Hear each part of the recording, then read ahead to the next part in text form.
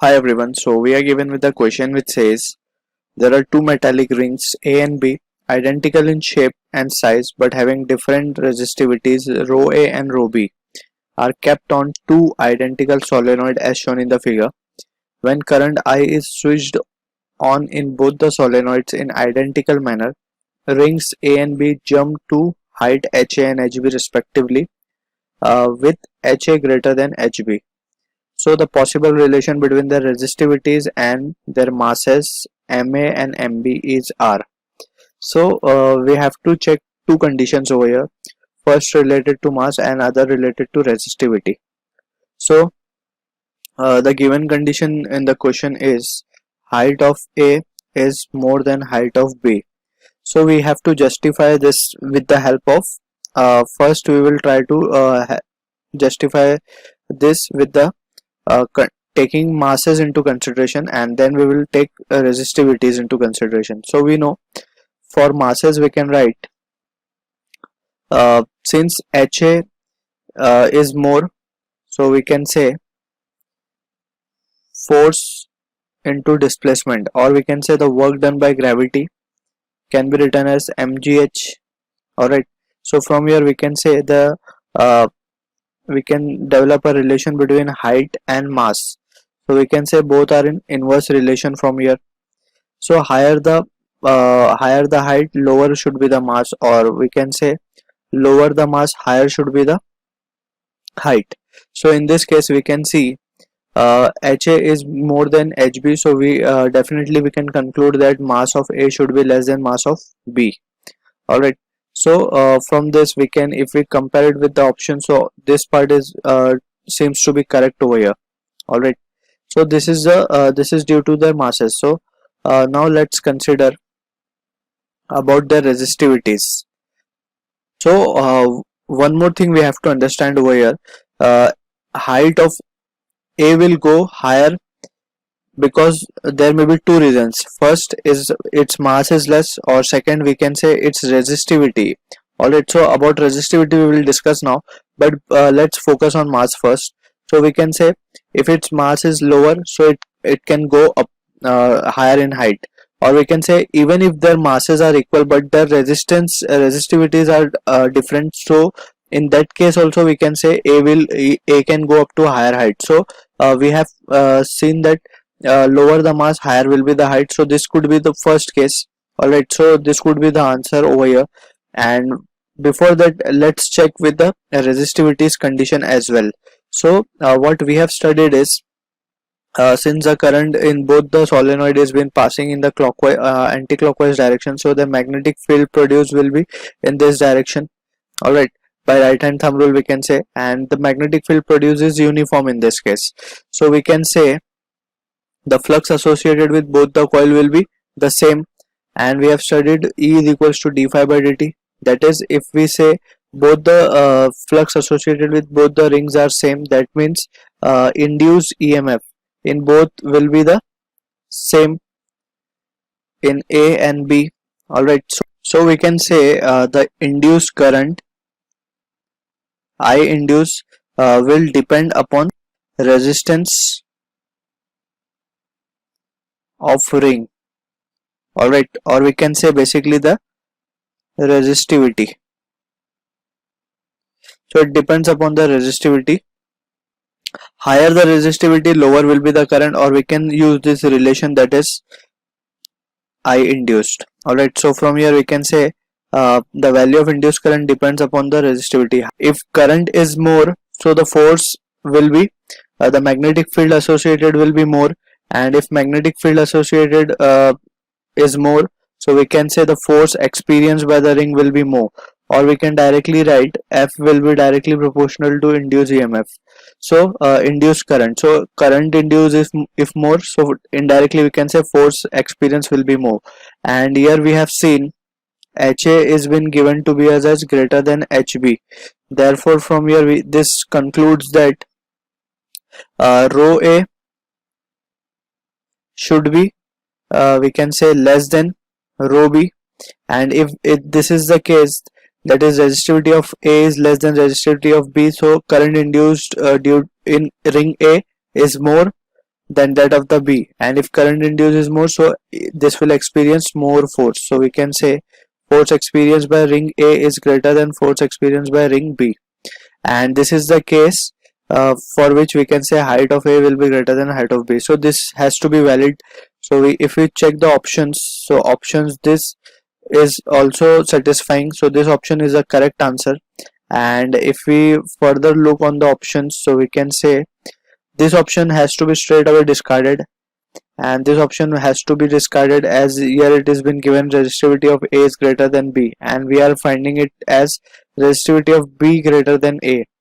So if we check this option, so we can say if masses are equal but resistivities are also in the same fashion which we are getting, so in this case also we can say A will experience more force. So option B also is the right answer to this question. So I hope you have understood the concept well, and thank you for watching. ये question में हमें एक field line दी हुई है जो कि एक circle के फॉर्म में है। अब हमें क्वेश्चन में जो क्या पूछ रहे हैं कि ये फील्ड लाइन किन फील्ड्स को रिप्रेजेंट नहीं करती। तो हमें ये 4 फील्ड दिए हुए हैं ऑप्शन में, तो हम चेक करते हैं। देखो सबसे पहले मैग्नेटिक फील्ड चेक करते हैं। तो मैग्नेटिक फील्ड क्या होता है? मैग्नेटिक फील्ड हमेशा एक सर्कुलर लूप में होता है। सपोज ये सोलेनॉइड है हमारा कुछ इस तरीके से, तो जो हमारा मैग्नेटिक फील्ड होगा वो हमेशा एक कंप्लीट सर्कल लूप में होगा कुछ इस तरीके से। तो ये जो लूप है वो मैग्नेटिक फील्ड को रिप्रेजेंट कर सकता है। इलेक्ट्रोस्टैटिक फील्ड की बात करते हैं। जो हमारा इलेक्ट्रोस्टैटिक फील्ड होता है वो सेंटर फोर्स होता है जो कि 2 चार्ज के बीच में लगता है। उन 2 चार्ज के बीच जो लाइन होती है जो उनको ज्वाइन करती है उसके अलॉन्ग लगता है इलेक्ट्रोस्टैटिक फोर्स। तो ये जो इलेक्ट्रोस्टैटिक फील्ड है तो ये एक क्लोज लूप पे नहीं होगा, तो ये हमारा बी ऑप्शन हो गया एक। अब देखो इंड्यूस्ड इलेक्ट्रिक फील्ड क्या होता है? इंड्यूस्ड इलेक्ट्रिक फील्ड किसी भी मेटल में होता है, वो एक सर्कल में होता है कुछ इस तरीके से इलेक्ट्रिक फील्ड इंड्यूस होता है, तो ये भी एक क्लोज लूप में होगा। तो हमारा इंड्यूस्ड इलेक्ट्रिक फील्ड ये फील्ड लाइन शो करेगा। अब बात करते हैं ग्रेविटेशन फील्ड की। तो ग्रेविटेशन फील्ड भी सेम चार्ज की तरीके, ये 2 मास के बीच जो लाइन ज्वाइन करेगी उन दोनों को उसके अलॉन्ग लगेगा F, ये सपोज M1, ये M2, तो ये भी सेंटर फोर्स है, तो ये क्लोज लूप नहीं हो सकता। तो एक ग्रेविटेशन फील्ड भी हो गया जो इसको रिप्रेजेंट नहीं कर सकता। तो हमारे ऑप्शन बी और डी हो गए। हेलो एवरीवन, क्वेश्चन है यहाँ पे हमारा a long circular tube of a length 10 metre and the radius is 0.3 metre carries a current I along its a curved surface as shown. A wire loop of a resistance 0.005 ohm and of the radius is 0.1 meter is placed inside the tube. It's coinciding with the axis of the tube. The current varies as I is equal to I naught cos 300t, where I naught is a constant. If the magnetic moment of the loop is n mu naught I naught sin 300t, then the value of n is. Okay, तो यहाँ पे इस capital N का value बताना है क्या होगा। Okay, और यहाँ पे देखो क्वेश्चन में क्या है, एक लॉन्ग सर्कुलर ट्यूब है ये यहाँ पे हमारा, और इस ट्यूब का लेंथ जो है, ओके, यहाँ पे लेंथ जो है इस ट्यूब का वो हमें 10 मीटर गिवन है, मतलब कि L जो है ये 10 मीटर है, और यहाँ पे इस लॉन्ग सर्कुलर ट्यूब का जो रेडियस है, ओके, यहाँ पे ये जो रेडियस है वो गिवन है कितना हमें 0.3 मीटर। ओके, अब आगे बोला है क्वेश्चन में कि इसमें आई करंट हमारा देखो अलोंग द कर्व सरफेस यहाँ पे हमारा कैरी कर रहा है ये। Okay, so a wire of A loop, आप क्या किया, एक वायर ली, उसका लूप बनाया, उसका रेजिस्टेंस कितना है, resistance R is equal to वो गिवन है हम लोगों को 0.005 ओम के इक्वल। ओके, और वो प्लेस है एंड उसका जो रेडियस है R इज इक्वल टू वो गिवन है 0.1 मीटर। इनसाइड है जैसे कि यहाँ पे देख रहे हैं। ओके, यहाँ पे इसका जो रेडियस है वो गिवन है हम लोगों को 0.1 मीटर। ओके, सो यहाँ पे अब क्या करें, करंट को हम वेरी करा रहे हैं। ओके, सो करंट की इक्वेशन गिवन है यहाँ पे I is equal to I nought cos 300t। Okay, तो टाइम डिपेंडेंट करंट है यहाँ पे। ओके, तो ये ऐसे वेरी करा रहे हैं, और I नोट की वैल्यू है यहाँ पे हमारा क्या है, I नोट ये कांस्टेंट है। ओके, तो करंट यहाँ पे देखो वेरी करा रहे हैं, तो मैग्नेटिक फील्ड यहाँ पे जनरेट हो रही होगी। ओके, तो magnetic field of the tube क्या हो जाएगी यहाँ पे हमारी, magnetic field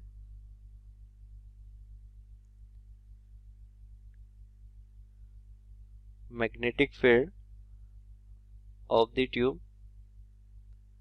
so magnetic field की अगर बात करें तो V इज इक्वल टू क्या होगा, यहाँ पे देखो एक सोलिनोइड की तरह काम करेगा, तो V इज इक्वल टू क्या हो जाएगा, mu not N I by L. Okay, तो यहाँ पे जो मैग्नेटिक फील्ड होगा यहाँ पे हमारा वो कितना हो जाएगा, mu not N I by L के इक्वल। ओके, तो यहाँ पे एक ही लूप है हमारा। ओके, तो एन की वैल्यू तो 1 हो गई यहाँ पे हमारी, एन इज इक्वल टू 1 हो गया। ओके, और एल की वैल्यू हमें गिवन है 10 मीटर यहाँ पे। ओके, और आई कितना है, आई की वैल्यू हमें यहाँ पे कितना गिवन है, I not cos of 300t। Okay, ये गिवन है। सो यहाँ से हमारा जो मैग्नेटिक फील्ड है इसकी वैल्यू कितनी आ जाएगी, देखो इसको कैलकुलेट करते हैं। So V is equal to आ जाएगा यहाँ से हमारा mu nought permeability, N is equal to हो गया यहाँ से हमारा 1, और I की वैल्यू हो जाती है यहाँ से हमारी I not cos of 300t। Okay, और अपॉन में क्या आ जाएगा यहाँ पे हमारा लेंथ कितना है 10 मीटर, सो अपॉन में आ जाएगा ये 10।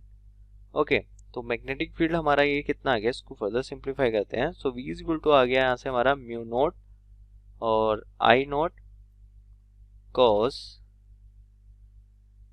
300t, और अपन में क्या आ गया यहाँ से हमारा 10।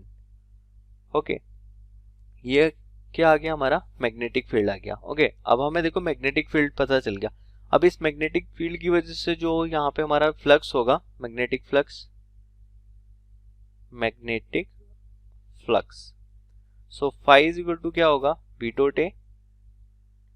ओके, ये होगा phi is equal to V dot A. तो यहाँ पे फाई वी और एरिया कितना हो जाएगा, ये एरिया हो जाएगा pi R square. Okay, pi R square, तो रिंग ये जो लूप है इसका एरिया होगा यहाँ पे। सो फाई की वैल्यू आ जाएगी, वी हो गया यहाँ से हमारा mu not I not cos of 300t, और अपॉन में आ जाएगा यहाँ से 10, और इनटू में आ जाएगा पाई आर कितना है 0.1 का होल स्क्वायर। ओके, तो ये आ गया यहाँ से हमारा flux. Okay, so now flux हमें पता चल गया, तो यहाँ से हम ईएमएफ फाइंड आउट कर सकते हैं। Okay, so EMF E is equal to क्या होता है, rate change of magnetic flux d phi by D t. Okay, so E is equal to क्या आ गया, फ्लक्स हमें पता चल गया minus of d phi by D t, so d over d t, और फाई की वैल्यू हो गई यहाँ से हमारी mu not I not cos 300t, और अपॉन में आ गया 10, और इनटू में आ गया ये पाई, और ये आ गया 0.1 का whole square. Okay, so now इसको अगर फर्दर सिंप्लीफाई करते हैं तो यहाँ से हमारा ईएमएफ आता है निकल के, ये आ जाएगा, देखो cos 300t है तो ये कितना हो जाएगा, sin 300t हो जाएगा। ओके, और ओमेगा टी मतलब कि 300t का करेंगे तो 300 आउटसाइड आ जाएगा, तो सिंपली यहाँ पे जो ईएमएफ आएगा इसको फर्दर सिंप्लीफाई करने पे ये आ जाएगा 300 म्यू नॉट आई नॉट पाई, और ये आ जाएगा साइन 300t, और इनटू में आ जाएगा 10⁻⁻3। ओके, तो यहाँ पे जो एप्सिलॉन है मतलब कि इंड्यूस्ड ईएमएफ, इसको बोलते हैं हम क्या, इंड्यूस्ड ईएमएफ, ई भी बोलते हैं। ओके, तो ये आ जाएगा 0.3 म्यू नॉट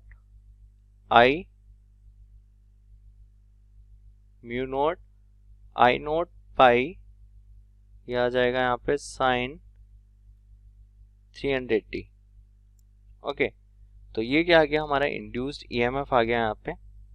ओके, तो यहाँ पे इंड्यूस्ड ईएमएफ से मैं इंड्यूस्ड करंट फाइंड आउट कर सकता हूँ। ओके, सो यहाँ पे हमारा जो इंड्यूस्ड करंट होगा,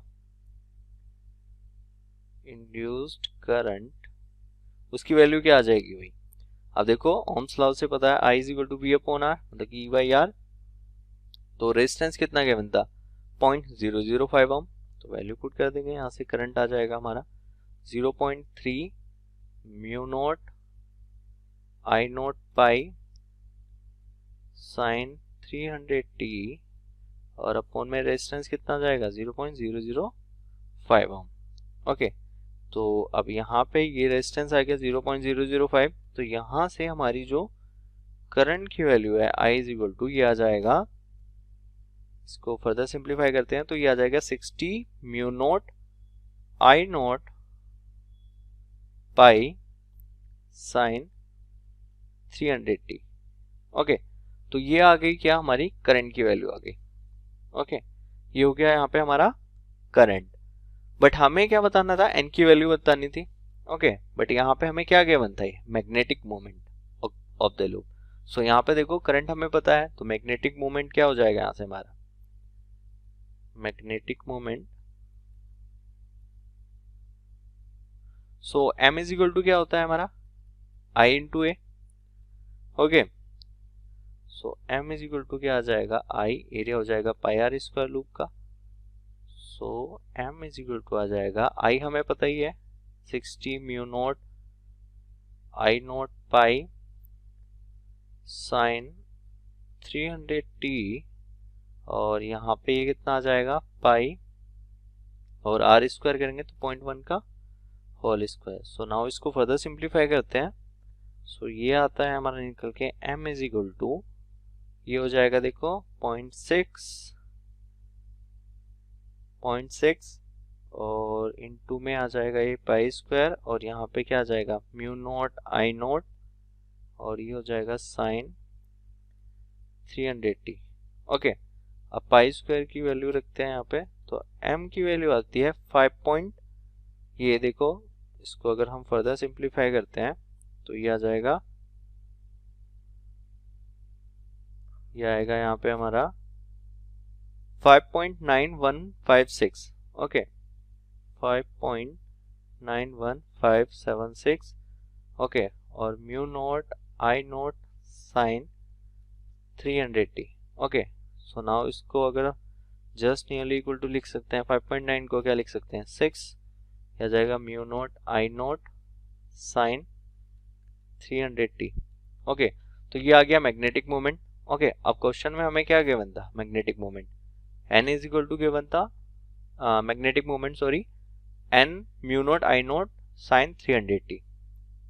ओके, सो मैग्नेटिक मोमेंट की वैल्यू कितनी गिवन थी, n mu not I not sine, ये साइन है यहाँ पे, इसको थोड़ा सही से लिखते हैं, ये है यहाँ पे हमारा साइन 300t। ओके, तो यहाँ पे देखो कंपेयर करने पे n की वैल्यू कितनी पता चल रही है हम लोगों को 6, तो n की वैल्यू यहाँ से हमें फाइंड आउट करना था। ओके, सो n की वैल्यू आ जाती है यहाँ पे मेरी 6। Okay, so this is the answer for this question. I hope you like this video and thank you so much for watching.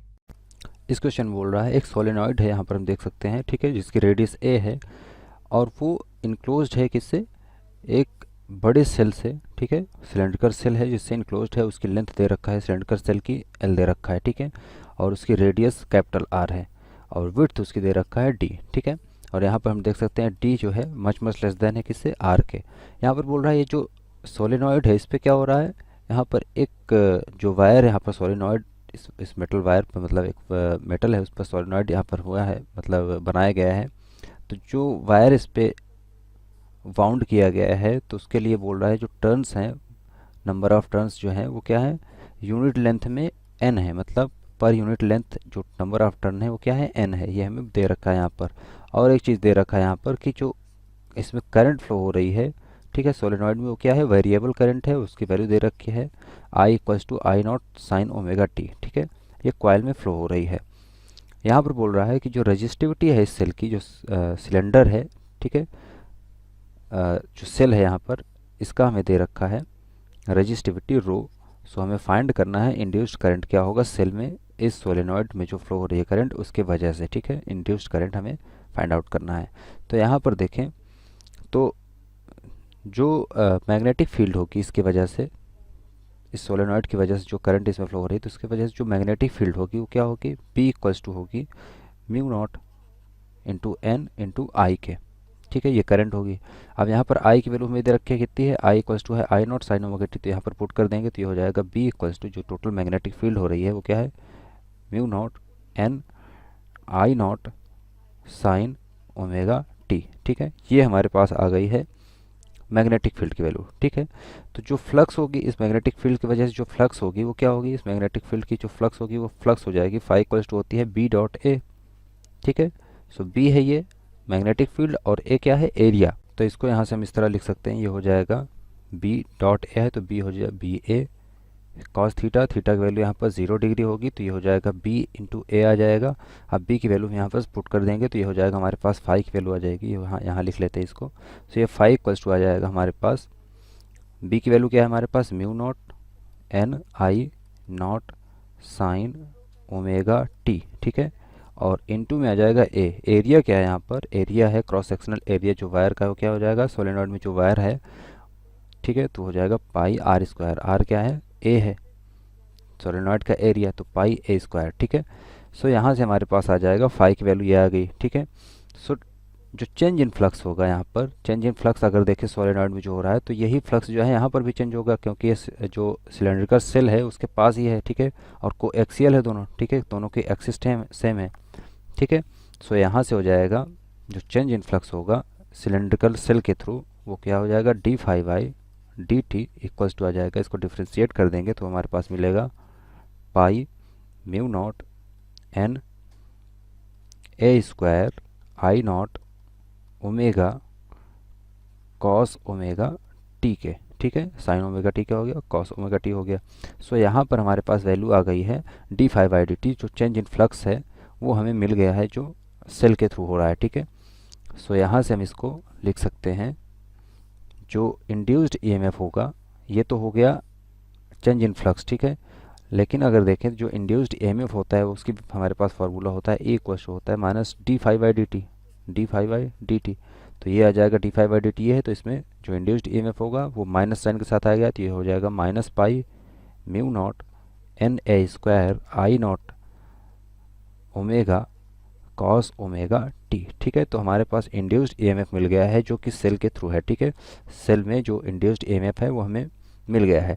तो अब इसके वजह से हम निकाल लेंगे कि जो करंट उसमें होगी वो क्या होगी, उसके लिए हमें रेजिस्टेंस की वैल्यू हमें चाहिए होगी, ठीक है, क्योंकि हम करंट इक्वल्स क्या होगा वी बाई आर करेंगे, ठीक है। तो आर की वैल्यू तो हमें पता नहीं है जो रेजिस्टेंस है, इसके लिए हमें दे रखा है रजिस्टिविटी, तो रजिस्टिविटी दे रखा है तो हम जानते हैं रजिस्टिविटी क्या होती है, रजिस्टिविटी और जो रेजिस्टेंस है उनमें रिलेशन होता है वो होता है R equals to rho into L by A, ठीक है, ये रजिस्टिविटी रो और आर के बीच में रिलेशन होता है, ठीक है। तो यहाँ से हमारे पास आ जाएगा जो एल की वैल्यू है, यहाँ पर अगर देखें अपर साइड से अगर देखें सिर्फ सिलेंडर को ऊपर की तरफ से देखें तो ये एक सर्कल दिखेगा, ठीक है, तो इसका सर्कमफेरेंस हम ले लेंगे, वो हो जाएगा एल इक्वल्स टू आ जाएगा हमारे पास, यहाँ से हो जाएगा एल इक्वल्स टू हो जाएगा 2 पाई आर, ठीक है, और ए की वैल्यू आ जाएगी क्रॉस सेक्शनल एरिया, सॉरी जो टोटल एरिया है, टोटल एरिया होगा वो क्या होगा एल मतलब लेंथ और डी उसकी विड्थ दे रखी है, तो एल इंटू डी कर देंगे तो टोटल एरिया आ जाएगा सिलेंडर सेल का, ठीक है। तो ये हो जाएगा L into sorry capital L होगा ये, ठीक है, कैपिटल एल इंटू डी का। सो ये हम पुट कर देंगे यहाँ पर, तो हमारे पास आ जाएगा यहाँ से फाइनली आर इक्वल्स टू हो जाएगा रो 2 पाई आर डिवाइड बाई हो जाएगा, ये आर क्या है, ये आर एक्चुअली रेडियस है उसकी, ठीक है, तो रेजिस्टेंस को हम आर डैश करके यहाँ लिख लेते हैं, समझ में आएगा थोड़ा सा, तो 2 पाई आर डिवाइड बाई हो जाएगा एल इंटू डी के। सो ये रेजिस्टेंस आ गया हमारे पास, तो अब हम यहाँ से इजीली क्या करेंगे करंट हम फाइंड आउट कर सकते हैं, तो जो करंट होगा induced current, so induced current in the cell sorry in the shell जो होगा विल बी क्या होगा आई इक्वल्स टू हो जाएगा ई बाई हो जाएगा आर के, ठीक है। सो यहाँ से आ जाएगा इसका मैग्नीट्यूड हम यहाँ पर लेंगे, ठीक है, तो ये आ जाएगा pi mu not N A square into I not omega cos omega t, ठीक है, और इनटू हो जाएगा आर की वैल्यू करेंगे तो ये नीचे डिवाइड में आएगा तो एल डी ऊपर चला जाएगा, तो ये हो जाएगा एल डी डिवाइड में आ जाएगा यहाँ पर 2 पाई आर, ठीक है, 2 पाई इंटू आर के। सो और साथ में क्या है रजिस्टिविटी आर रो, ठीक है। सो फाइनली हमारे पास मिल गया यहाँ पर करंट की वैल्यू हमें मिल गई जो कि हमें निकाली थी, जो इंड्यूस्ड करंट थी वो हमारे पास आ गई है, जो कि है I equals to mu not N A square L D, ठीक है, I not cos omega t, I not omega cos omega t actually होगा, ठीक है, I not omega cos omega t divide by आ जाएगा पूरा, ये होल डिवाइड बाई हो जाएगा 2 रो इंटू आर के, ठीक है। सो गाइज हमें यही कैलकुलेट करना था इस क्वेश्चन में कि जो इंड्यूस्ड करंट होगी सेल में वो क्या होगी, तो वो हमारे पास आ गई है, ठीक है। हमने ये कैलकुलेट कर लिया है जो सिलेंड्रिकल सेल है, ठीक है, उसमें जो इंड्यूस्ड करंट होगा सोलेनॉइड की वजह से वो क्या होगा, वो ये होगा जो हमने कैलकुलेट कर लिया है, ठीक है। तो यही हमें कैलकुलेट करना था, ठीक है। Hello everyone. Question is figure shows a long straight wire carrying a current I and a square conducting wire loop of side L at a distance A from current wire. Both the current wire and the loop are in the plane of paper. Find the flux of magnetic field of a current wire passing through the loop. Okay. तो यहाँ देखो भाई question में हमें क्या बोला है कि एक हमारा लॉन्ग स्ट्रेट वायर है, लॉन्ग का मतलब है यहाँ पे इनफाइनाइटली लॉन्ग, ओके, और उसमें हमारा जो करंट फ्लो हो रहा है वो क्या हो रहा है, आई फ्लो हो रहा है, ओके। तो यहाँ पे ये आई है, ओके, तो आई करंट फ्लो हो रहा है इसमें, okay.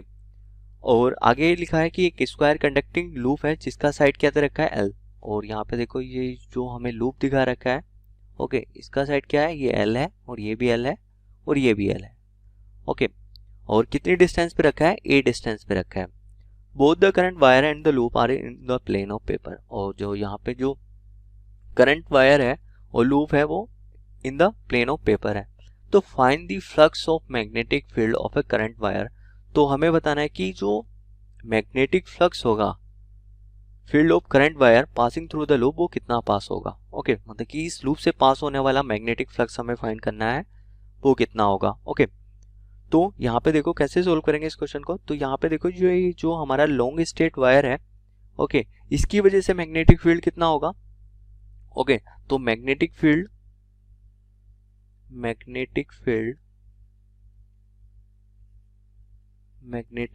Due to a long straight wire, okay, तो वो होता है V is equal to mu nought upon में 2 पाई, ओके। तो यहाँ पे देखो x डिस्टेंस पे यहाँ पे हमने क्या कर रखा है, ये जो स्क्वायर लूप है इसमें क्या कर रखा है, यहाँ पे dx लेंथ का एक एलिमेंट मान रखा है, ओके।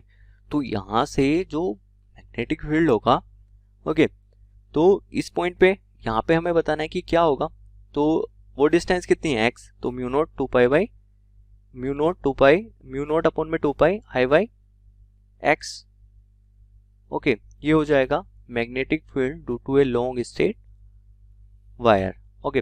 तो ये हो गया मैग्नेटिक फील्ड, ओके, ये हो गया मेरे क्वेश्चन फर्स्ट, ओके। अगर मैं बात करूँ इसकी डायरेक्शन की, तो डायरेक्शन कैसे फाइंड करूँगा, तो देखो थंब रूल से मतलब कि जो पाम रूल होता है, थंब को कहाँ रखते हैं, करंट की डायरेक्शन में रखते हैं, तो मुझे कहाँ निकालना है, यहाँ पे मैग्नेटिक फील्ड की डायरेक्शन बतानी है।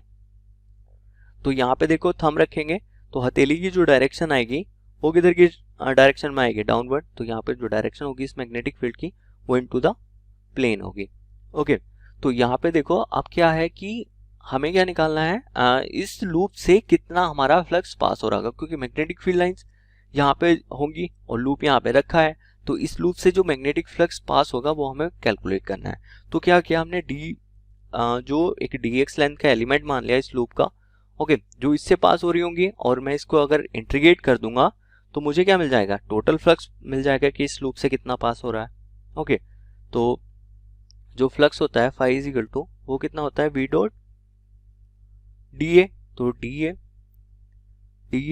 क्योंकि स्मॉल एलिमेंट से जितना पास हो रहा होगा तो फाई वी, और डी ए कितना हो जाएगा इस डी एक्स, तो एल इंटू में डी एक्स, ओके। तो ये एरिया हो गया मेरा, so phi is equal to मतलब कि डी फाई, यहाँ पे क्या आएगा डी फाई इस स्मॉल स्ट्रिप से, ओके। तो फाई वी कितना दे रखा, म्यू नॉट अपॉन में 2 पाई और आई बाई एक्स और इंटू में एल और इंटू में डी एक्स, ओके।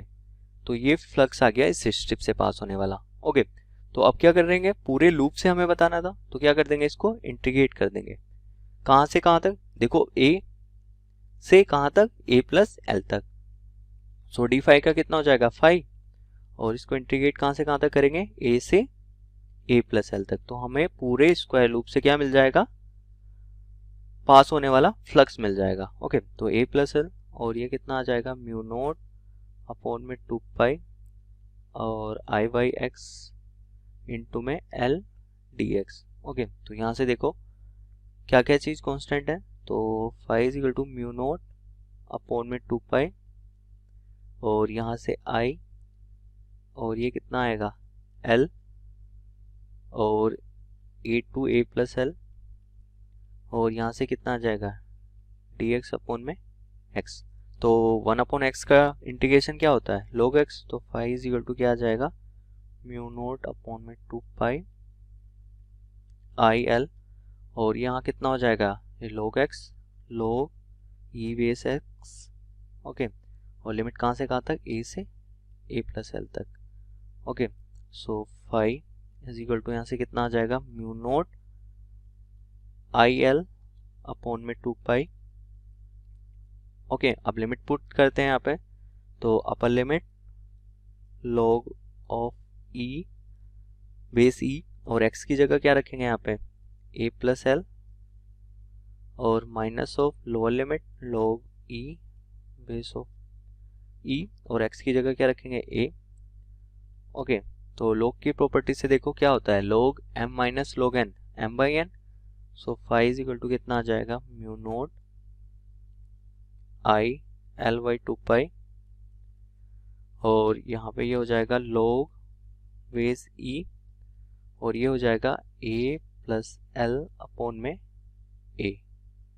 ओके, तो देखो हमें क्या निकालना था, इस लूप से पास होने वाला फ्लक्स बताना था। ओके, तो वो आ जाता है मेरे निकल के 5 is equal to mu note I L by 2 pi log e A by A plus L by A. Okay, तो ये मेरा आंसर है for this question. I hope you like this video and thanks for watching.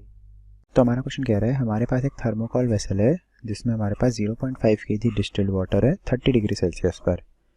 एक metal coil है जिसका area है 5 × 10⁻³ metre square, उसमें number of turns है 100, उसका मास है 0.06 kg, और उसकी जो रेजिस्टेंस है दैट इज़ 1.6 ohms। उसको हमने हॉरिजॉन्टली लाई करवाया वेसल के बिल्कुल नीचे, ठीक है। एक uniform time varying magnetic field हमने सेटअप किया जो हमारा वर्टिकली पास कर रहा है through the coil at time t is equal to 0। Field पहले बढ़ा from 0 to 0.8 tesla constant rate से बिटवीन 0 and 0.2 सेकेंड्स, और फिर वो वापस 0 पे चला गया at the same rate between 0.2 to 0.4 seconds. Cycle को जो रिपीट हुआ है वो हुई है 12,000 बार। हमें स्केच बनाना है करंट का थ्रू द कॉइल, और फिर हमें बताना है power dissipated in the coil as a function of time for first 2 cycles. हमें उसमें दिखाना है magnitude of the quantities on the axis, और हमें अज्यूम करना है कि कोई हीट लॉस नहीं हुई वेसल से टू द सराउंडिंग्स, ठीक है।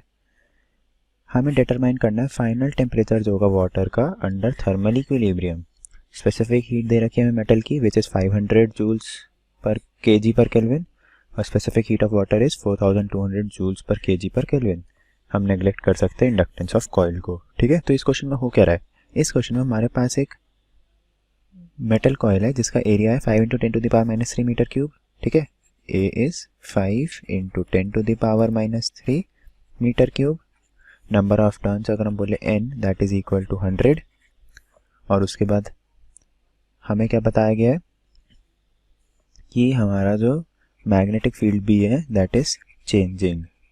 तो जैसे कि हमारा मैग्नेटिक फील्ड चेंज हो रहा है तो हम क्या बोलेंगे, हम बोलेंगे कि एक इंड्यूस्ड ईएमएफ उसमें प्रोड्यूस होती है कॉइल में, ठीक है। उसका वैल्यू क्या होगी, उसकी वैल्यू होगी E is equal to minus d∅/dt, है ना। इससे हम क्या बोल सकते हैं कि E will be equal to minus d/dt of क्या, फाई क्या है हमारा, phi is n times of BA cos theta, ठीक है। अब इसमें थीटा क्या है, थीटा होता है एंगल बिटवीन मैग्नेटिक फील्ड और एरिया का नॉर्मल, ठीक है। हमें क्या बोला है, जो मैग्नेटिक फील्ड है that is vertically through the coil, तो जो कॉस थीटा दैट इज 0, तो इससे हम बोल सकते हैं कि जो ई होगा that will be equal to minus N is constant, A is constant and B is changing, तो d B by D t, ठीक है। ये है हमारा फॉर्मूला फॉर द ईएमएफ, ठीक है।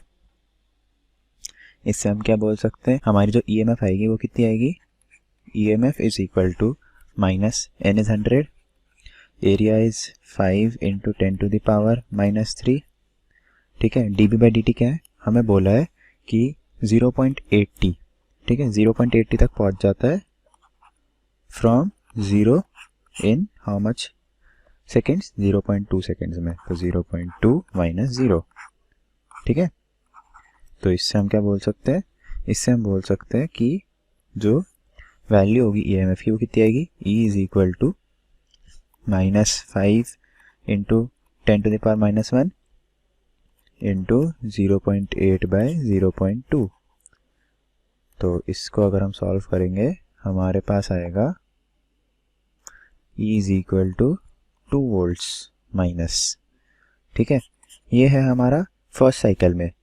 फिर क्या होता है, फिर जब हम 0.2 से 0.4 सेकेंड के बीच में बात करेंगे तो हमारा उल्टा होगा, तो उसमें हमारा ईएमएफ होगा +2 वोल्ट्स, ठीक है। तो हम क्या बोल सकते हैं कि EMF is positive between 0.2 seconds to 0.4 seconds and this EMF is negative between 0 seconds to 0.2 seconds, ठीक है। तो इट फॉलोज कि नेगेटिव पॉजिटिव होता रहता है। अब इससे हम करंट निकाल सकते हैं, है ना। ईएमएफ से कैसे निकालेंगे, हमें पता है E is equal to I times of R which gives out I is equal to E by R। हमें R की वैल्यू पता है, हम देखते हैं I is equal to E है हमारा 2 अपॉन R कितना है हमारा, R हमें दे रखा है 1.6 ohms, तो हम वैल्यू डालते हैं 1.6, this gives out I is equal to 1.25 amperes, ठीक है। ये है हमारा current flowing through the coil. अब जैसे कि करंट फ्लो कर रहा है तो उससे हीट जनरेट होगी, है ना। तो हम क्या बोलेंगे कि जो उसमें हीट जनरेटेड है, उससे पहले हम पावर देखेंगे। पावर क्या होगी, power will be equal to I² R, है ना। इसकी वैल्यू क्या होगी, अगर हम इसकी वैल्यू निकालेंगे P is equal to I² by R की, तो उससे हमारा P आएगा that will be equal to 1.25 का square into R is 1.6, this gives out power is equal to 2.5 watts, ठीक है। ये है हमारी पावर। अब इससे हम क्या निकाल सकते हैं, हम इससे निकाल सकते हैं हीट जनरेटेड। हीट जनरेटेड क्या होता है, अगर हम हीट जनरेटेड की बात करें that is nothing but P times of T, है ना। तो उसकी अगर हम वैल्यू निकालेंगे कितनी आएगी, P इज 2.5, है ना, इंटू T कितना है हमारा, हमें पता है कि एक साइकिल को कितना टाइम लगता है, एक साइकिल है 0 से 0.2 सेकेंड्स और फिर 0.2 से 0.4 सेकेंड्स, तो 0.4 सेकेंड्स की एक साइकिल है, तो 0.4 into how many cycles was passed, हमें बताया गया 12,000 टाइम्स, तो हम इसको 12,000 से मल्टीप्लाई करेंगे, this is into 12,000, so H comes out to be 12 into 10 to the power 3 joules, ठीक है। इतनी हीट हमारी प्रोड्यूस हुई। अब हमारे को क्वेश्चन क्या पूछ रहा था, हम क्वेश्चन देखते हैं। क्वेश्चन हमसे पहले पूछता है, हमें पहले क्या बताना है कि स्केच बनाना है हमें करंट थ्रू द कॉइल, ठीक है। करंट थ्रू द कॉइल का स्केच बनाना है हमें, तो कैसे बनेगा, हम टाइम और करंट वेरी करेंगे। This is time, this is current, है ना, दिस इज करंट I। तो हमें क्या पता है, शुरू में हमारी ईएमएफ क्या थी, नेगेटिव, तो हमारा I भी नेगेटिव होगा, कहाँ तक, 0.2 सेकेंड्स तक, और वो कांस्टेंट था I, तो उसकी वैल्यू 0.2 सेकेंड्स तक एक कांस्टेंट है विच इज 1.25 एम्पियर्स, ठीक है। उसके बाद अगर ये हमारा 0.4 सेकेंड्स है तो 0.2 से 0.4 तक हमारी एक है, दिस इज नेगेटिव I, और फिर ये है हमारा I is equal to positive 1.25 ampere.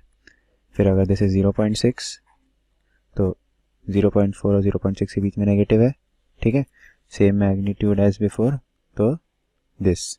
फिर अगर दिस इज 0.8 तो 0.6 से 0.8 के बीच में फिर से सेम है, ठीक है। हम इसको डॉटेड लाइन से कर देते हैं क्योंकि एक टाइम के बाद हमारी जो करंट है वो चेंज हो जाता है बहुत ज़्यादा एब्रप्टली, ठीक है। So this is the graph for current, ठीक है। फिर हमें एक और ग्राफ बनाना है। हमें किसका ग्राफ बनाना है? हमें ग्राफ बनाना है पावर डिसिपेटेड इन दी कॉइल, ठीक है। अब हम पावर डिसिपेटेड इन दी कॉइल की बात करेंगे तो हमारा ग्राफ कैसा बनेगा? हमें टाइम के अगेंस्ट बनाना है, तो this is time axis, this is power. Power की वैल्यू क्या थी? Power was I square into R, ठीक है। अब आई पॉजिटिव नेगेटिव में फ्लक्चुएट करता था, बस उसका मैग्नीट्यूड नहीं चेंज होता था। तो हमारा पावर तो आई स्क्वायर्ड है तो उसका साइन कुछ पॉजिटिव नेगेटिव नहीं होगा, सिर्फ पॉजिटिव होगा, और उसकी जो फ्लक्चुएशन होगी वो बिल्कुल भी नहीं होगी। तो हम क्या बोलेंगे? पावर है वो दैट इज़ कांस्टेंट, ठीक है। और ये कांस्टेंट कितना है? P इज इक्वल टू 2.5 वाट, ठीक है। अगर वो 0.2 सेकेंड्स भी है, 0.4 भी है, 0.6 भी है, 0.8 भी है, ठीक है। पूरे में हमारी जो P है that is constant which is 2.5 वाट। फिर हमारे से अगला क्वेश्चन क्या पूछता है?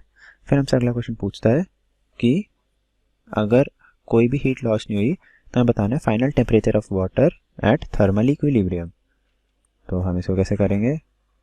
हम देखते हैं। सपोज करो there is a change of delta T temperature, ठीक है। डेल्टा टी टेम्परेचर चेंज हुआ, हमने कितनी एनर्जी सप्लाई की? 12 इंटू 10 टू द पावर 3। तो हमें क्या होता है? 12 into 10 to the power 3 is equal to m1 is mass of first thing into c1 जो उसका हमारा स्पेसिफिक हीट कांस्टेंट है इंटू डेल्टा टी, ठीक है, plus m1 m2 c2 into delta T, ठीक है। मतलब इतनी एनर्जी डेल्टा टी टेम्परेचर बढ़ाने में लगी फर्स्ट ऑब्जेक्ट को और इतनी एनर्जी लगी सेकंड ऑब्जेक्ट को, और उन दोनों का sum is 12 into 10 to the power 3। तो अगर अब हम वैल्यूज डालेंगे हमारे पास क्या है? 12 into 10 to the power 3 is equal to delta T हमें निकालना है, उसको कॉमन ले लेते हैं। This is m1 c1 plus m2 c2, ठीक है। तो हमारा जो डेल्टा टी आएगा that will be equal to, हम इसको डिवाइड कर देंगे 12 into 10 to the power 3 upon हम m1 देखते क्या है हमारे पास। m1 कितना है? हम m1 लेंगे वाटर के लिए, तो वाटर है हमारे पास 0.5 kg, ठीक है। तो m1 is 0.5 into c1 is, let's see c1 हमें दे रखा है 4200, तो 4200 प्लस m2 है हमारा 0.06 kg इंटू c2 है हमारा, c2 भी देखते, c2 है हमारा 500 जूल्स, ठीक है, जूल्स पर केल्विन पर kg, तो 500, ठीक है। तो दिस इज द वैल्यू। हमारा डेल्टा टी से क्या आएगा? Delta T will come out to be 12 into 10 to the power 3 upon 2100 plus 30, ठीक है। तो इससे अगर हम डेल्टा टी निकालेंगे हमारा डेल्टा टी आएगा that will be equal to 5.6 degree, ठीक है। इतना है हमारा डेल्टा टी। अब इससे हम क्या बोल सकते हैं कि हमारा डेल्टा टी क्या है? Delta T is T final minus T initial, है ना। This gives out 5.6 is equal to T final minus T initial. T initial क्या था हमारा? हमारा था 30 डिग्री सेंटीग्रेड। हमें निकालना है बाद में कितना हो जाएगा टेम्परेचर, ठीक है। मतलब टी फाइनल क्या है? तो 30 डिग्री डाल देते हैं हम वैल्यू। तो टी फाइनल क्या होगा? T final is equal to 35.6 degree centigrade which is the answer. Thank you. Hello student, in this question given is an infinitesimal bar magnet of dipole moment m is pointing and moving with a velocity speed v in the x direction.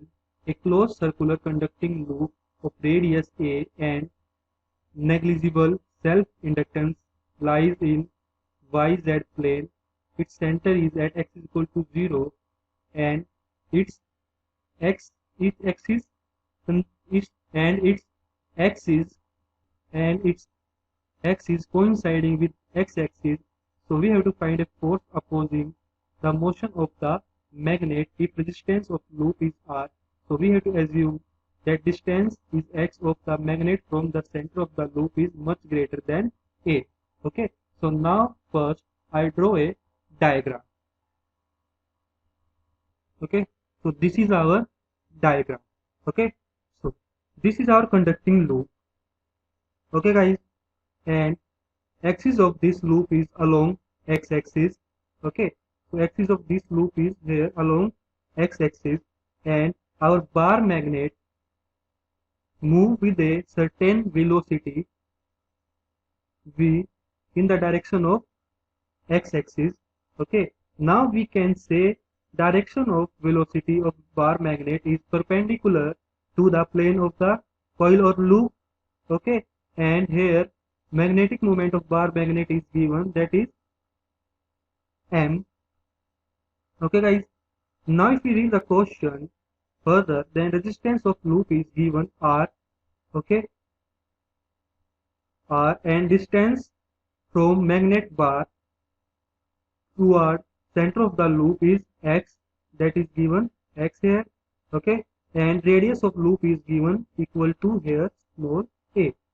Okay guys, now we have to assume here x is much greater than a.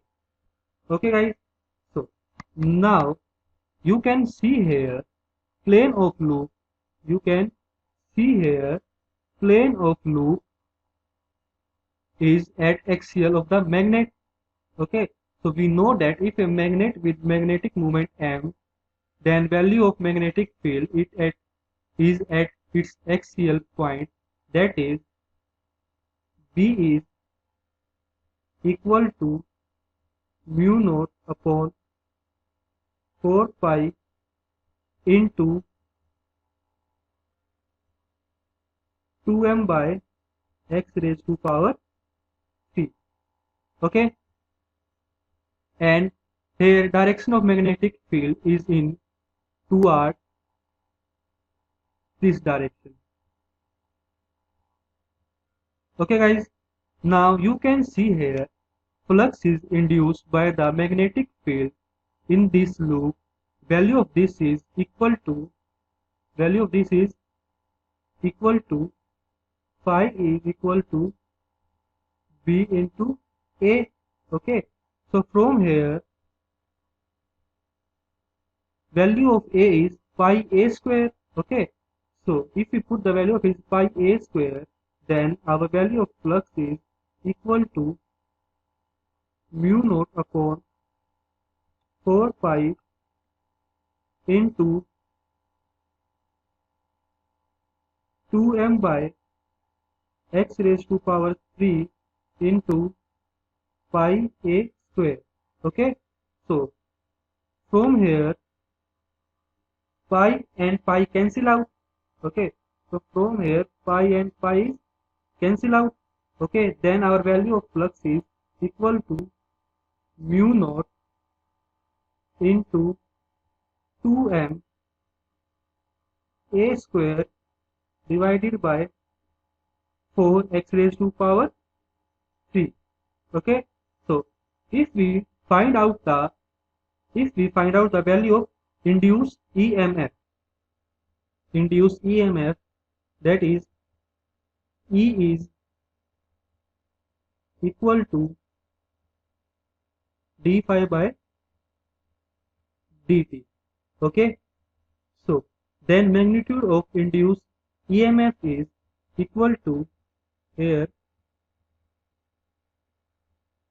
d phi by dt is equal to 2 mu naught m a square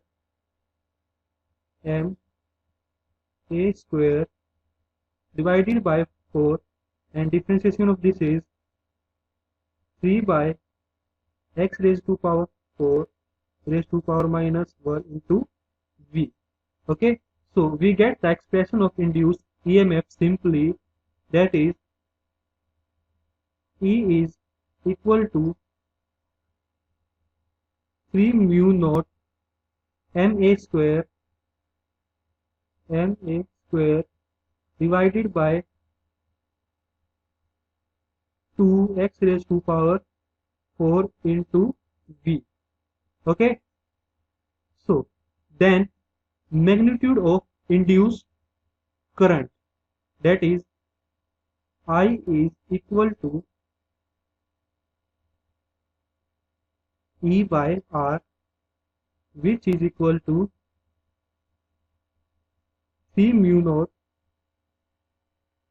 ma square into V divided by 2R x raised to power 4. Okay, so now you can see current induced in it. We get magnitude. Now we know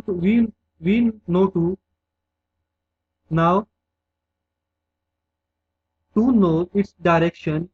What we do here, okay, what we do here, we know its magnetic. We know here magnet is moving toward center of the coil. Okay, so your magnet is moving toward center of the coil. Then obviously flux of the coil because of this magnet increase in here this direction. Okay, increase in here in this direction.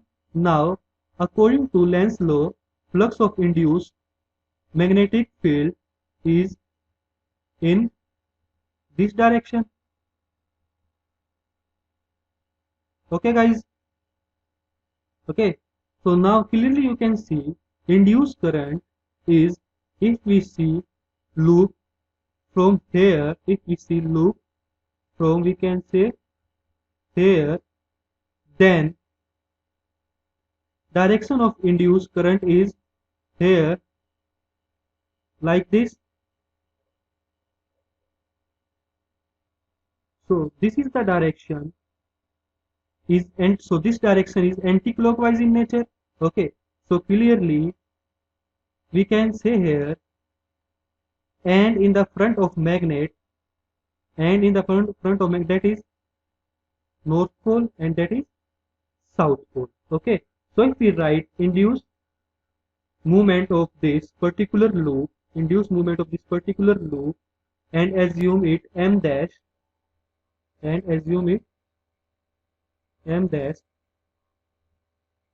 it will be equal to I into area of cross section. Okay, so if we put the value of I, then it will be equal to 3 mu naught ma square into V, that is divided by 2R x raised to power 4 into pi a square. Okay, so now you can see our bar magnet is here, our bar magnet is like this. Okay, and this is north pole, this is south pole. Okay guys, now here north pole is pointing toward loop. Okay, and because of induced movement, our circular loop is represented as magnet. Sorry for this, our circular loop is represented as magnet.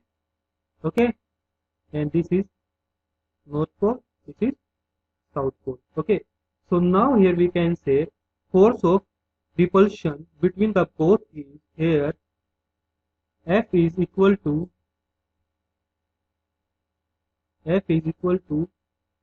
mu naught by 4 pi into 6 m dash by x raised to power 4. Okay, so if I substitute the value of m dash, then we get the expression here. This will be equal to mu naught. This will be equal to mu naught by 4 pi into 6m by x raised to power 4 into 3 mu naught ma square into v, that is divided by 2r x raised to power r into pi a square. Okay, so finally we get the expression here, that is 9 by 4 mu naught square m square a raised to power 4 into v that is divided by x raised to power 8 into r. Into r. This is the required answer of this question. Thank you. सो इस question में क्या है, यहाँ पर देख सकते हैं कि हमारे पास ये लूप है, ये रेल है दो, ठीक है, ये रेल्स हैं, यहाँ से यहाँ तक हम देख सकते हैं, ये पैरेलल रेल है और इस पर एक रॉड एम एन जो है स्लाइड कर रहा है, ये बोल रहा है, ठीक है, यहाँ पर विदाउट फ्रिक्शन, ठीक है, स्लाइड कर रहा है और यहाँ पर रेल कनेक्टेड है एक रेजिस्टेंस से जो है आर है, ठीक है, और इस जो रेल का मटेरियल है उसका भी जो है रेजिस्टेंस दे रखा है, जो कि बोल रहा है कि रेजिस्टेंस क्या है, लैम्डा पर यूनिट लेंथ, ठीक है। सो यहाँ पर हम देखें तो जो एम एन क्या है, कंडक्टिंग रॉड है यहाँ पर जो कि इस पर स्लाइड कर रहा है, ठीक है। तो यहाँ पर बोल रहा है कि जो मैग्नेटिक फील्ड है और यहाँ पर ये क्या है, यूनिफॉर्म मैग्नेटिक फील्ड है, यहाँ पर हम देख सकते हैं इनवर्ट पेपर मतलब प्लेन है, प्लेन में नीचे की तरफ है, इनवर्ट नीचे की तरफ है, ठीक है। सो यहाँ पर और इसकी लेंथ हमें दे रखी है, एम एन की लेंथ क्या है, डी है दे रखी है, जो कि इसकी डिस्टेंस भी है, distance between the two rails, ठीक है। और ये जब स्लाइड करेगा तो इसमें क्या होगा, एक कांस्टेंट करंट फ्लो होगी, ठीक है, इस जब स्लाइड होगा तो इसमें क्या होगी, करंट फ्लो होगी, कांस्टेंट फोर्स एफ लग रहा है जिसकी वजह से इसमें स्लाइड करेगा, यहाँ से यहाँ तक स्लाइड करेगा इस रेल पर, ठीक है। तो यहाँ पर जब करंट फ्लो होगी तो उसमें बोल रहा है कि हमें दो चीज़ें हमें फाइंड करनी है, find the velocity of the rod and the applied force, जो फोर्स लगा रहे हैं वो निकालना है और वेलोसिटी निकालना है जो रॉड मूव करेगा, ठीक है, एज फंक्शन एक्स के फंक्शन में निकालना है, और of the rod from R से यहाँ से मूव करना स्टार्ट करेगा और धीरे धीरे इस तरफ मूव कर रहा है वो, ठीक है, इस डायरेक्शन में। बी पार्ट में हमें निकालना है what fraction of work done per second by force is converted into heat, मतलब फोर्स जो होगा, ये फोर्स लगा रहे हैं इसमें से कितना परसेंट जो है जब स्लाइड करेगा तो वो हीट में कन्वर्ट हो रहा है, वो हमें निकालनी, कितनी एनर्जी जो है हीट में कन्वर्ट हो रही है वो हमें कैलकुलेट करनी है यहाँ पर।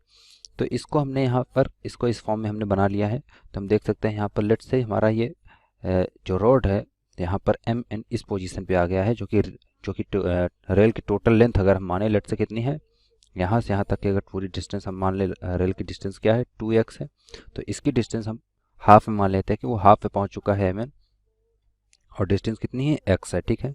तो ये एक लूप जैसा बना रहा है, ठीक है, एम एन क्यू पी जो है लूप है, या P M N Q loop है, कोई भी कह सकते हैं। यहाँ पर पी एम एन क्यू जो लूप है, यहाँ पर हम देखें अगर ये जो इस तरह से लूप बन रहा है, इस लूप में हम देखें तो ये x है, एक स्क्वायर बन रहा है, इसकी डिस्टेंस क्या है d है, ठीक है। तो यहाँ से हम देखें तो टोटल जो रेजिस्टेंस होगा, क्योंकि क्या है लैम्डा जो है रेजिस्टेंस है पर यूनिट लेंथ है इसकी, ठीक है, लैम्डा पर यूनिट लेंथ इसकी रेजिस्टेंस है, और ये रेजिस्टेंस आर एक्स्ट्रा कनेक्टेड है इसके साथ। तो जो टोटल रेजिस्टेंस होगा, रेजिस्टेंस ऑफ रेल का होगा जो इस लूप का, यहाँ पर अगर लिखें तो ये आ जाएगा रेजिस्टेंस ऑफ रेल लूप, ये आ जाएगा हमारे पास, क्या आ जाएगा, ये आ जाएगा 2x, क्योंकि क्या है ये x है, ये x है, 2x पूरा लेंथ क्या है 2x है, x के लिए निकालें तो यहाँ से यहाँ तक क्या होगा 2x और इंटू कितना है लैम्डा, क्योंकि लैम्डा दे रखा है तो लैम्डा इंटू 2x हो जाएगा टोटल लेंथ जितना लेंथ में फैला हुआ है, कितना लेंथ में फैला है लैम्डा 2x में, तो ये टोटल आ गया हमारे पास। इसी तरह जो टोटल रेजिस्टेंस ऑफ लूप हो जाएगा, इस लूप की अगर बात करें जो टोटल रेजिस्टेंस होगा वो क्या आ जाएगा, वो आ जाएगा हमारे पास, यहाँ से लिखें तो ये हो जाएगा टोटल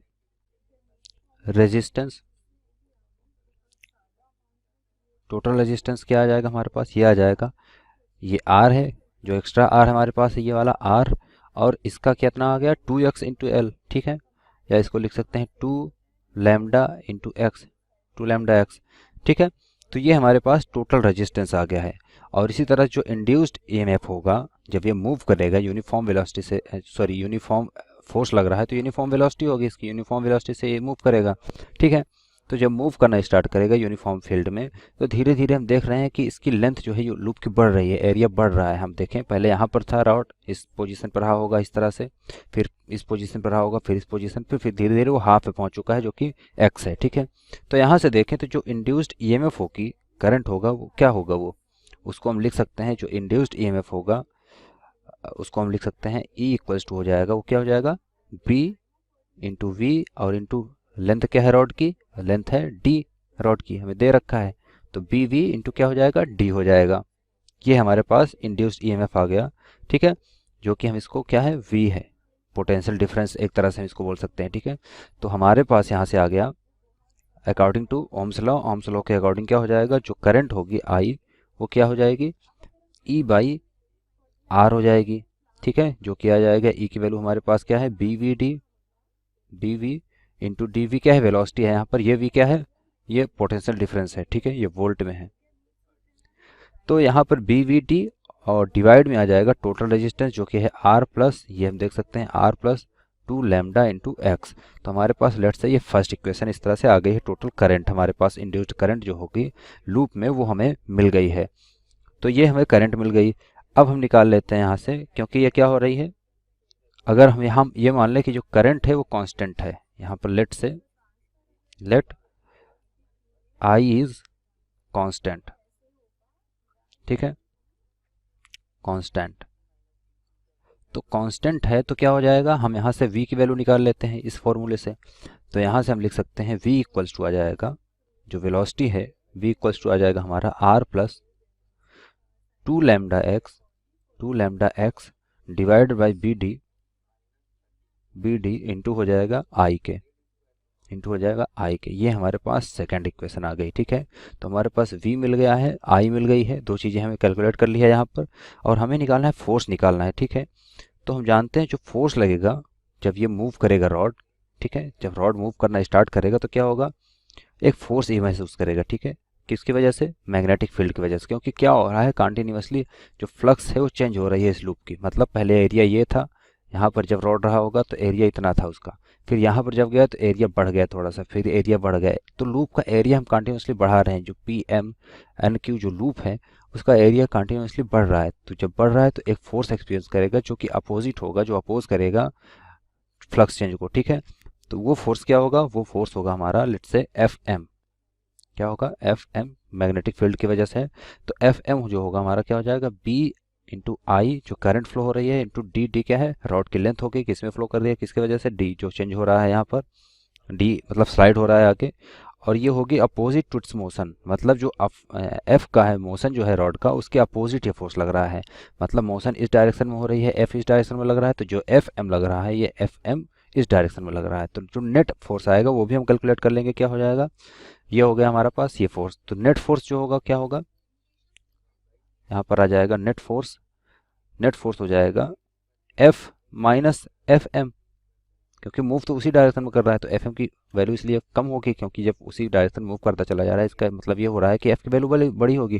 तो एफ माइनस एफ एम जो होगा वो हमारा किसके इक्वल होगा, वो इक्वल होगा हमारा एम ए के, ठीक है। ये थर्ड इक्वेशन बोल रहा हूँ, ये फोर्थ इक्वेशन बोल रहा हूँ, ठीक है। इसकी रॉड की मतलब मास मान ले अगर m है तो यहाँ से आ जाएगा m इंटू ए के, ये हमारा पास ये आ गया। तो f की वैल्यू हमें कैलकुलेट करनी है, तो इसको हम इस तरह लिख सकते हैं, या इस फॉर्मूले को हम लिख सकते हैं f इक्वल्स टू हो जाएगा F M plus M into A, ठीक है। लेट्स से ये हमारा फोर्थ इक्वेशन है। अब हम क्या करेंगे, हम जानते हैं कि जो एक्सेलरेशन होता है ए की वैल्यू हमें पता नहीं है एक्सेलरेशन की, ठीक है, एक्सेलरेशन की वैल्यू हमें पता नहीं है, तो हम जानते हैं जो ए होता है वो होता है D V by D X, उसको हम D V by D T, ये हम लिख सकते हैं।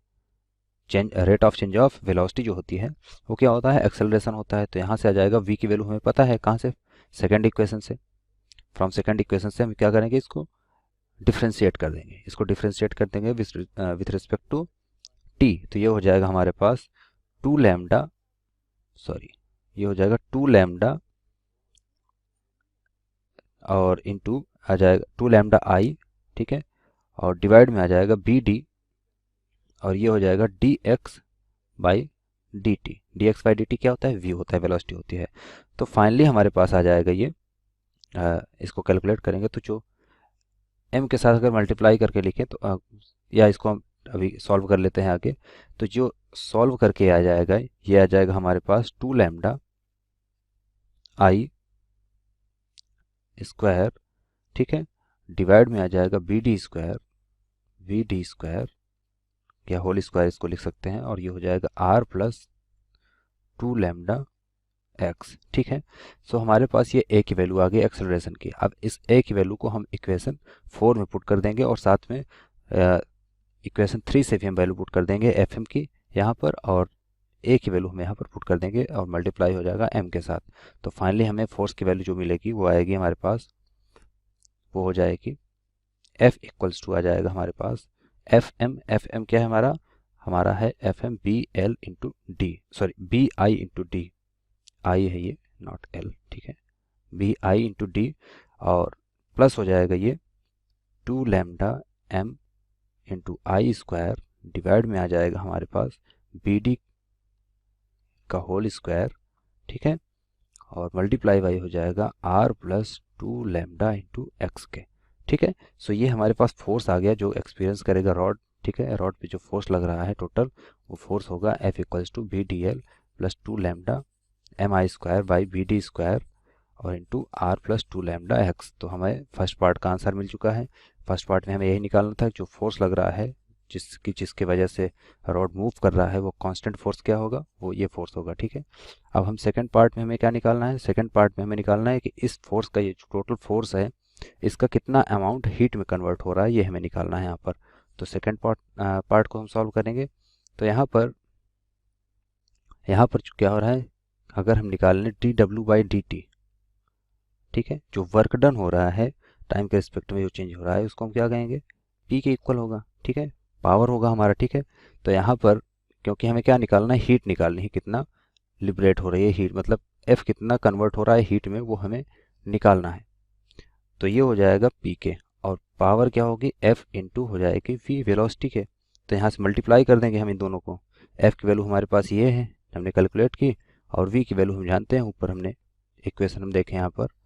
तो ये जो इक्वेशन है वी की वैल्यू हम देख सकते हैं इक्वेशन सेकंड से। तो दोनों को हम क्या करेंगे, मल्टीप्लाई कर देंगे यहाँ से। तो यहाँ से आ जाएगा हमारे पास पी की वैल्यू आ जाएगी।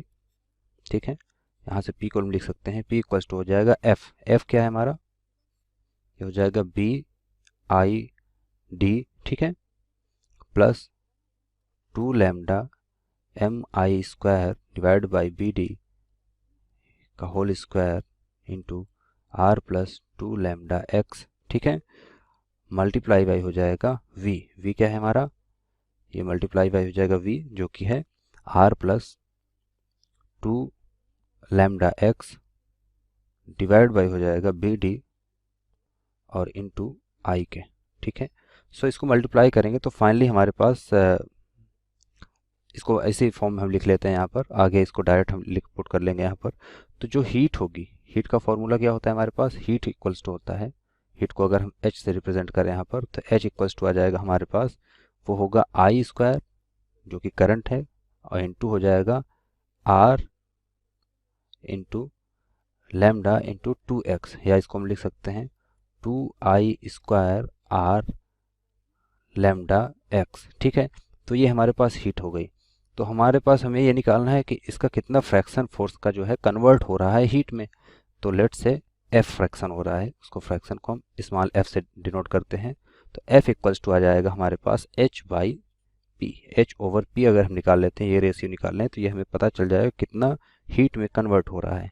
तो इसको करेंगे तो एच और पी की वैल्यू यहाँ पुट कर देंगे, तो हमारे पास फाइनली आ जाएगा कैलकुलेट करने के बाद, ये हो जाएगा 1 प्लस 2 लैम्डा एम आई, ठीक है, इंटू हो जाएगा आर प्लस 2 लैम्डा एक्स, ठीक है, और डिवाइड में आ जाएगा बी क्यूब डी क्यूब। ठीक है, यहाँ से बी डी स्क्वायर था, बी डी का यहाँ मल्टीप्लाई हुआ तो बी डी क्यूब हो जाएगा। ठीक है, बी क्यूब डी क्यूब और इसका होल इनवर्स। ठीक है, सो हमारे पास ये वैल्यू आ गई है फाइनली। जो फ्रैक्शन हम निकालना था कि कितना फ्रैक्शन हीट में कन्वर्ट हो रहा है, तो वो हमारा ये आंसर होगा। ठीक है, तो हमने दोनों पार्ट को सॉल्व कर लिया है। तो हमें यही निकालना था, फर्स्ट पार्ट में फोर्स निकालना था जिससे वो पुल किया जा रहा है रॉड, और सेकंड पार्ट में हमें निकालना था कि फोर्स की कितना अमाउंट जो है हीट में कन्वर्ट हो रहा है। ठीक है।